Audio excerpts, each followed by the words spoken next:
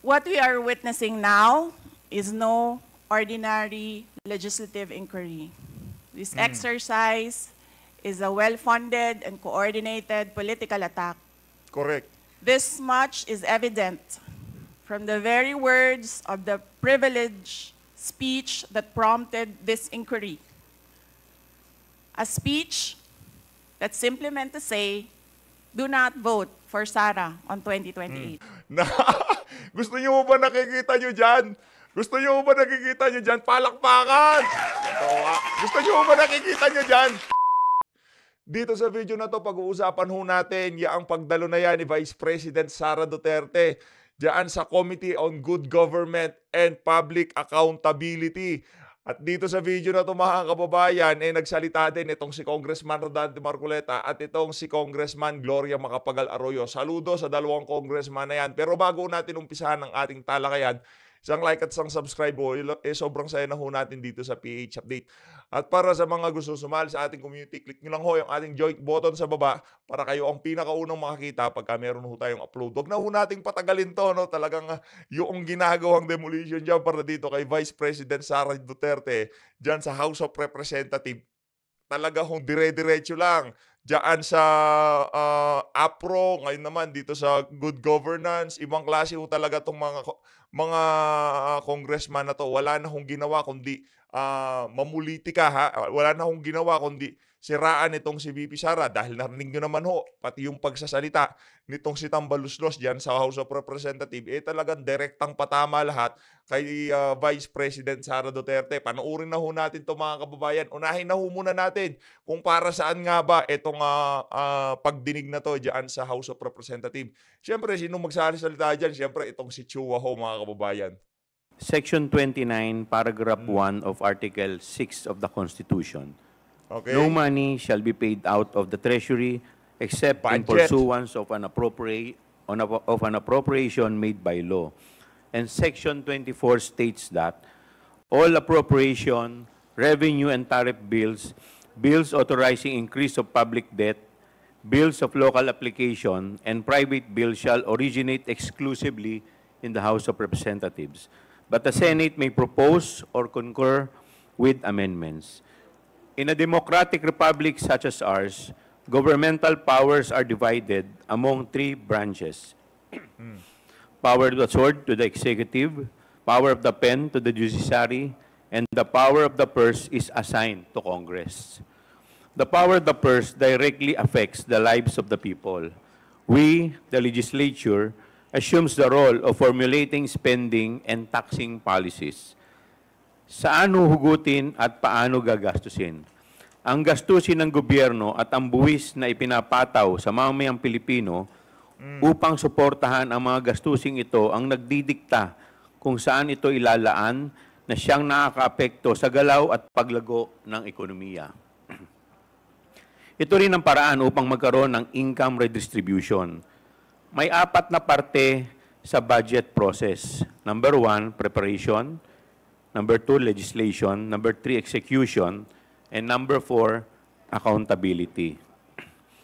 Habang ang ehekutibo ang naghahanda ng budget, tayo sa Kongreso ang nagbabalangkas ng batas ng budget.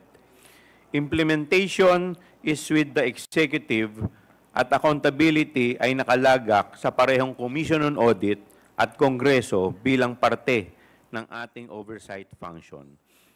Para sa kaalaman ng lahat, the power of the purse and the role of Congress does not end with the passage of the General Appropriation Act. Kailangan malaman ng Kongreso paano ipatutupad ang appropriation law para siguraduhin na maayos itong ginastos at nakamit ang mga targets or desired outcomes ng bawat ahensyang nalagak ng pondo ng bayan.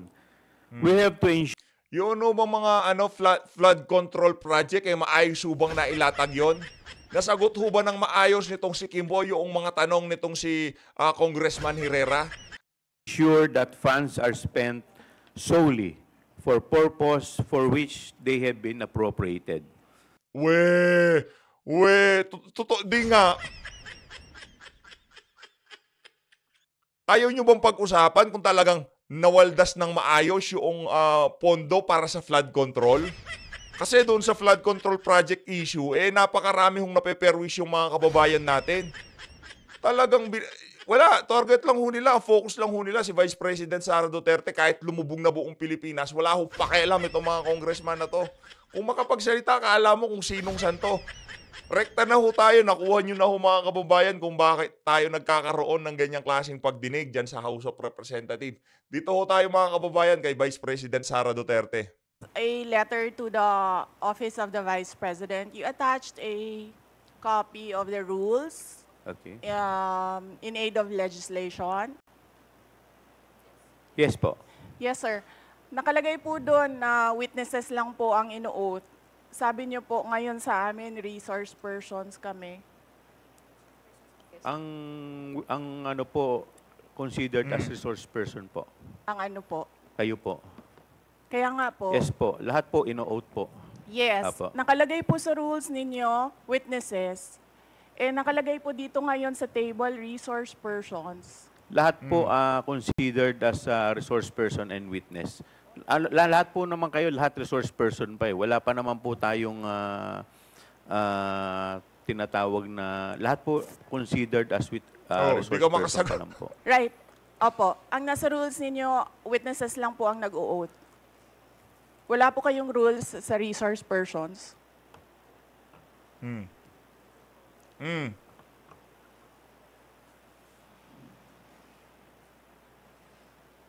Sige, sagot! Ma'am, ano lang po yun eh. Yung term lang po yun eh. Pero considered as resource person din po kayo eh. Yes, sir. Opo. Resource persons nga po Kayo nakalagay witness dito. din po at saka resource person po. Naku. Hindi niyo po sinabi na witness ako. Sinabi niyo po dito ngayon, resource persons. Ang nakalagay po sa rules ninyo, witness. Comsec, ano po yung pinadala po ninyo? Yun pong rules in aid of legislation.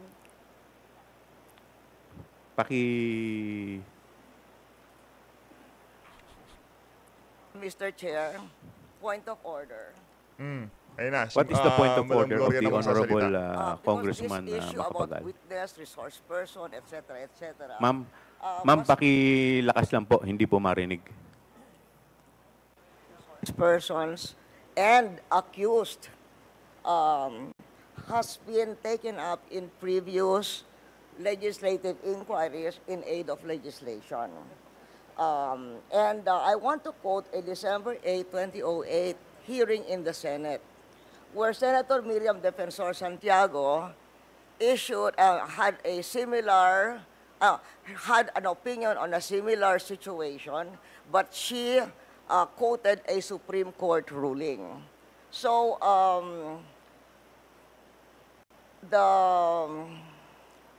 the Constitution provides that no person shall be compelled to be a witness against himself.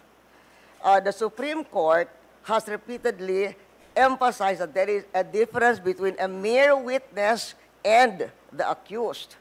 And it can appear from statements and privileged speeches that there is that a person who is the subject matter of an adverse privileged speech is not a mere witness or a mere person of interest, meaning a suspect.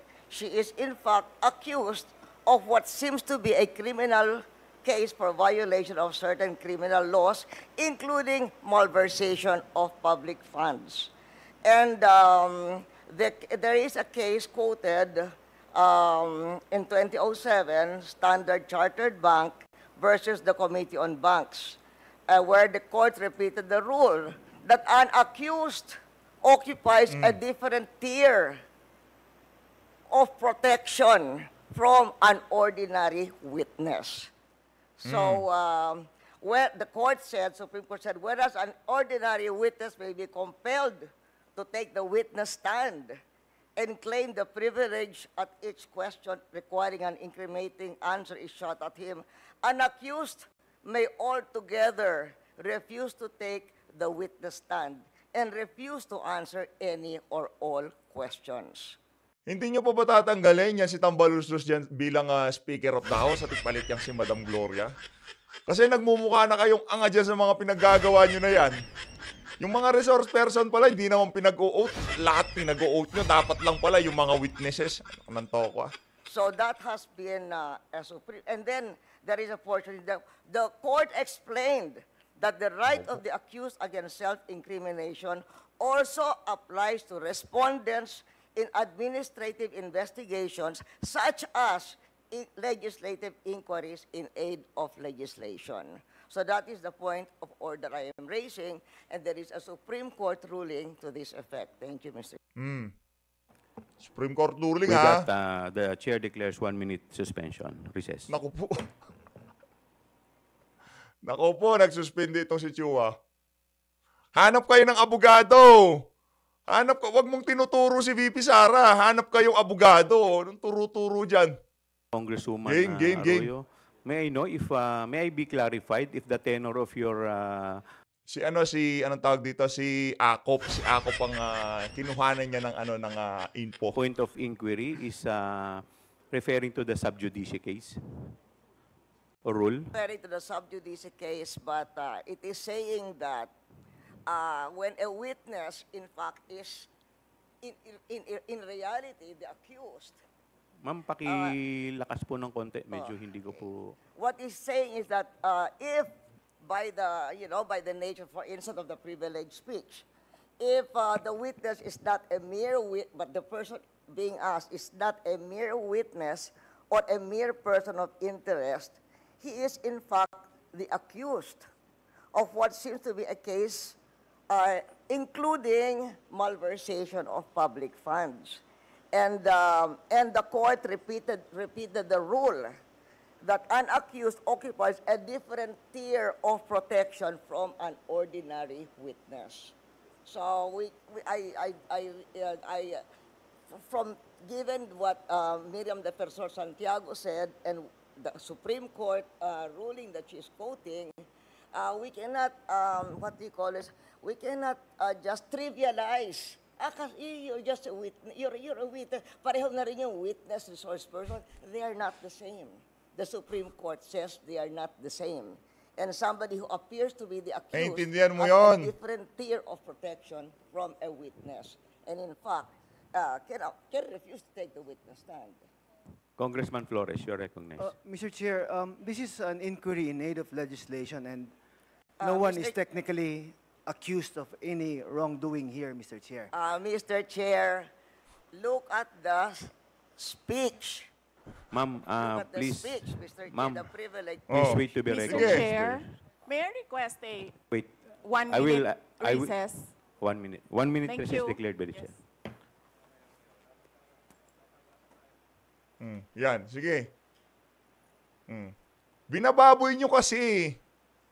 Binababoy nyo kasi si Vice President Sara Duterte nagpakalam kay Congressman Rodante Marcoleta. Gusto nyo kasi, di pa kasi nag-uumpisa yung di pa ho kasi nag-uumpisa yung hearing, kababuyan ng mga pinagsasabi nyo. Yan ang problema dyan sa inyo sa House of Representatives.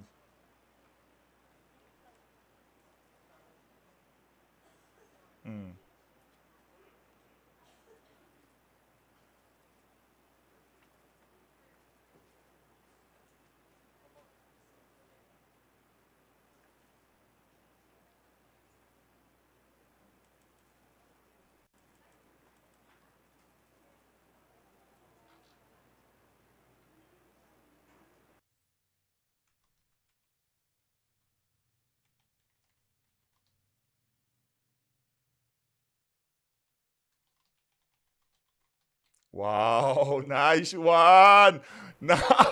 Gusto nyo ba nakikita nyo dyan? Gusto nyo ba nakikita nyo dyan? Palakpakan! Gusto nyo ba nakikita nyo dyan? Tayo kasi gusto natin, nakikita natin dyan. Palakpakan. Ayos. Maraming salamat. Saludo sa mga yan. Saludo. Grabe naman yun, Bibi Sara. Marami na naman mag-iiyakan sa social media. Mr. Game. Chair. Yes. Mr. Chair. Session resumes. Mr. Chair, may I speak? You will be given the opportunity later, Okay. Madam Vice President. In any event, the point of the Honorable Arroyo is well taken, but we will proceed to the oath taking. If the Vice President refuse to take her oath, we will respect that. In the meantime, COMSEC, please proceed with the oath taking of the other witnesses. To all the other witnesses.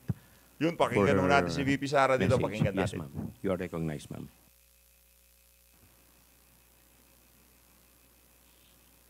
A message, sir, or my statement regarding the point of order? Message? Mga kababayan, ladies and gentlemen, Assalamualaikum, Warakmatullahi wa Barakatuh. Madayaw, mayong adlaw, kaninyong tanan. Magandang araw sa inyong lahat. The officials of the Office of the Vice President, as well as each and every one of our satellite office leads, were in receipt of a letter from the chairman of the Committee on Good Government and Public Accountability dated September 13, 2024, requesting our presence or that of our duly authorized representatives in today's initial deliberation with preliminary determination on privilege speech number 379. In view of the said letter, I am appearing before you today not only as the head of office, but more importantly as the duly authorized representative of all officials of the OVP. Simply because we have not done anything wrong. There is no misuse of funds. If there are audit findings, we shall gladly respond to them before the Commission on Audit. And if there are legitimate cases to be filed, then we shall gladly respond to them before the appropriate courts. In relation to this, may I just say that I take notice of the opening speeches and nasabi doon, there is a determination of misfeasance, nonfeasance, and malfeasance. And those are cases that should properly be taken in the courts of law. What we are witnessing now is no ordinary legislative inquiry. This exercise is a well-funded and coordinated political attack. Correct. This much is evident from the very words of the privileged speech that prompted this inquiry. A speech that simply meant to say, do not vote for Sara on 2028. Correct. It is clear to me that this inquiry is not about misused funds, accountability, or governance. Instead, it is solely aimed at discrediting my name and my office to prevent future political contests. I have publicly stated my reasons as to why I've chosen not to defend the OVP's budget proposal for 2025. I have narrated the issues I encountered in previous years, which can easily be confirmed by looking at the NEP, the GAB, and the GAA for fiscal years 2023 and 2024. Further, I have even shared the drama that transpired last year regarding the confidential funds. Hence, just as we have done last year, we again leave the 2025 OVP budget to the pleasure of Congressman Martin Romualdez. I am not asking for any special treatment, nor am I asking you to uphold any tradition. There is no disrespect. All I am saying is that you have the complete freedom to do whatever you wish with the OVP budget. If you feel that all the documentary submissions are not enough, then by all means, huwag kayo magbigay ng budget. Sa totoo lang, hindi naman ang budget ang punteriya ninyo. Dahil napakadali naman magtanggal ng budget. What you are trying to do is make a case for impeachment. Naku. Hindi Yari. naman ako kakandidato sa nalalapit na eleksyon. Hindi ako namumulitika. Ang ginagawa ko lamang ay ang pagtupad sa aking oath of office Tamba, at makinig ka. campaign platforms na trabaho, edukasyon, at mapayapang pamumuhay. Sinabi ko na noon at ilang beses ko nang inulit na hindi ako ang problema ng bayan na ito. Ang totoong problema ng bayan ay kagutuman, kahirapan, illegal na droga, kriminalidad, terorismo, hindi na sapat na healthcare, kalidad ng edukasyon, kawalan ng plano ng infrastruktura para sa disasters, at marami pang iba. So, you may try to destroy me, you can skin me alive, and throw my ashes to the wind. But let it be known, you will find me unbowed.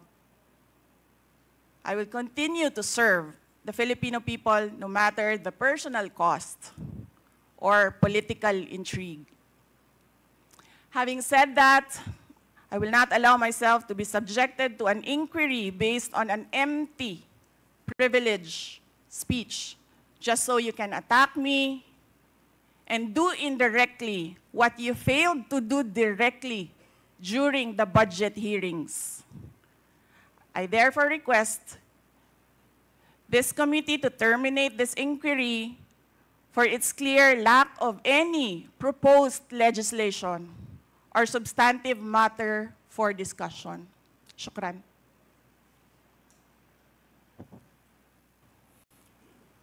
The committee cannot rule on that because the committee already took cognizance of this privilege speech.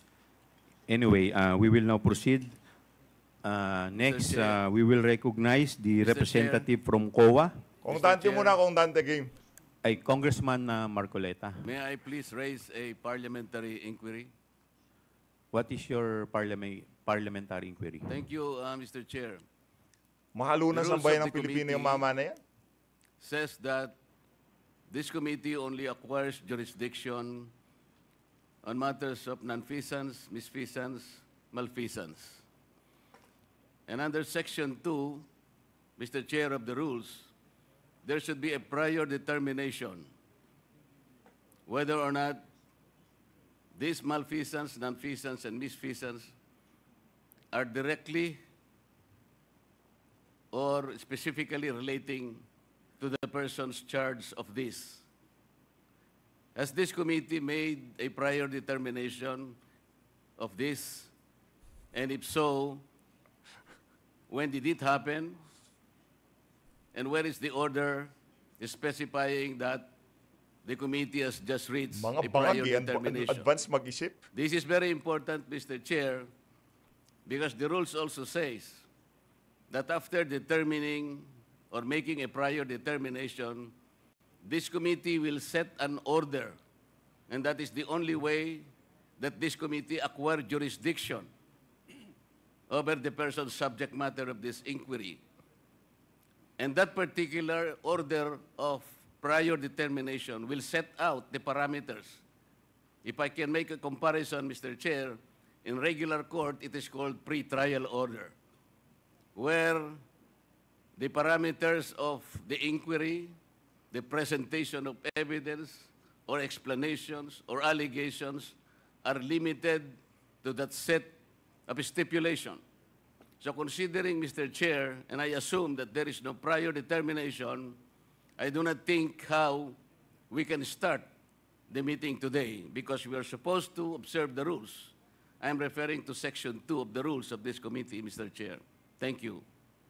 Thank you. To answer that, Congressman Marcoleta, we have already ruled on the preliminary determination a while ago.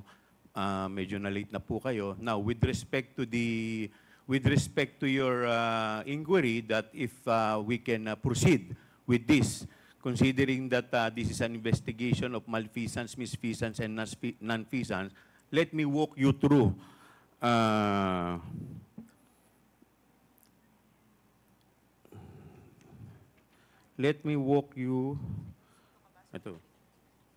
through the definition of good government and public accountability.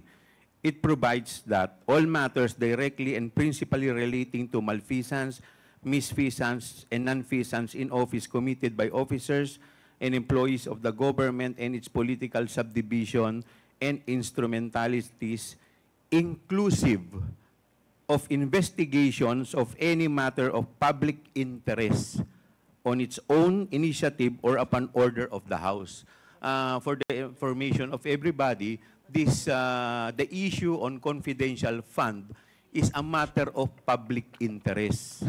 Lahat po tayo. Di ba ba nasa COA na yung issue na yan? Ano gagawin nyo? Ha? Ano na naman kapal-pal ang gagawin nyo dyan? Tayo ay interesado, hindi lamang po tayo, yung publiko po, interesado kung paano po ito nagamit. Kaya yun po ang dahilan why this committee has jurisdiction over the subject matter. But Mr. Yes, Chair, Congressman Marcoleta. Mr. Chair, under Section 5, there should be a record of preliminary determination. It says that the proceedings in the preliminary investigation or determination shall be recorded through stenographic notes. What you were mentioning are motu proprio cases. I am assuming that this committee started by way of a referral because of a privileged speech delivered on the floor by one of us. And so this is the main subject matter of this committee meeting, and to which we should first determine preliminarily whether or not this committee acquires jurisdiction. And I demand a record of preliminary determination under Section 5 because it says, upon termination thereof, Mr. Chair, the chairperson shall issue an order which shall recite in details the matters taken up. So what are the matters taken up, Mr. Chair? I think we should be able to comply with these elementary rules as specified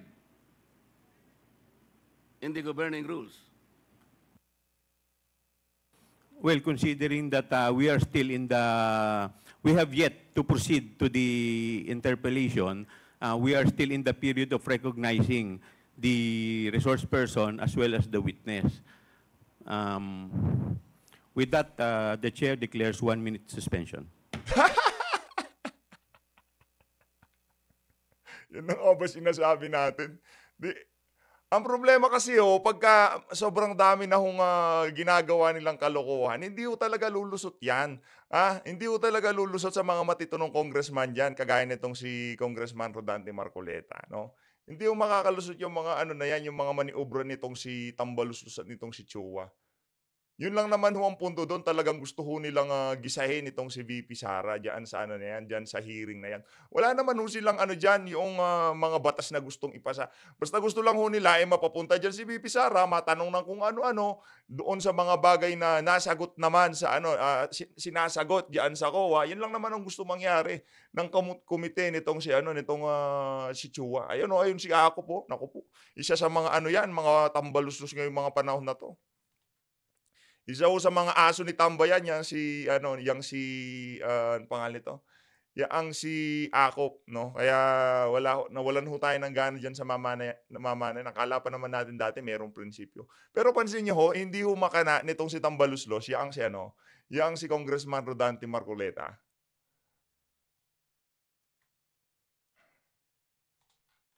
hindi humakana nitong si Tambaluslos, itong si Congressman Rodante Marcoleta at itong si PGMA. Ako ito lang, sa tingin ko mga kababayan, pagka uminit ang sitwasyon diyan sa House of Representatives, di ho tayo magtataka kung biglang maging speaker ulit yang si PGMA. No, pagka nagbabago ng timpla ng tubig, hindi ho tayo magtataka kung biglang maging speaker yang si PGMA. At kung sa mga darating na panahon kung tatakbo itong si VP Sara at kung maghahanap siya ng Vice President, sa atin ako nakikita ko itong si Congressman Rodante Marcoleta magiging mahusay na Vice President itong mama na to. Hindi na, talon na ho siya. Kung pagiging senador, nalampasan na ho niya yung trabaho ng karamihan sa mga senador ngayon sa ating bansa. Sa totoo lang, real talk lang tayo dito. Kung tayo tatanungin, wala nang magsisenador pa siya, hindi na. Siguro ngayong 2025 para nakapwesto na siya dyan sa Senado, pero sa 2028 dapat mag-Vice President yang si Congressman Rodante Marcoleta. Base kasi sa mga nakikita nating prinsipyo pagtayo sa mga issue ngayong mga panahon na to, yang si Kong Dante lang nakikita natin na merong ganyang klaseng lakas ng loob na tayuan ng mga kabalintunaan ng administrasyon na to. Itutuloy-tuloy pa rin ho nila itong hearing na to, pero dito na ho tatapusin ang ating reaction video. Abangan nyo ho mamaya mga kababayan. Itong si Franz Castro magtatanong dyan sa hearing na yan. Maraming salamat ho mga kababayan. Mag-ingat ho kayong lahat. Kung di nyo po napanood itong video na to, ito yung pinaka-latest video natin kagabi. Maraming salamat to sa pag-support sa PH Update, sa mga member. Thank you ho. Hindi ko na, sa susunod na video, isa-shoutout to natin lahat ng bagong member natin dito sa PH. Mag-ingat po kayong lahat. Mahalin natin ang Pilipinas.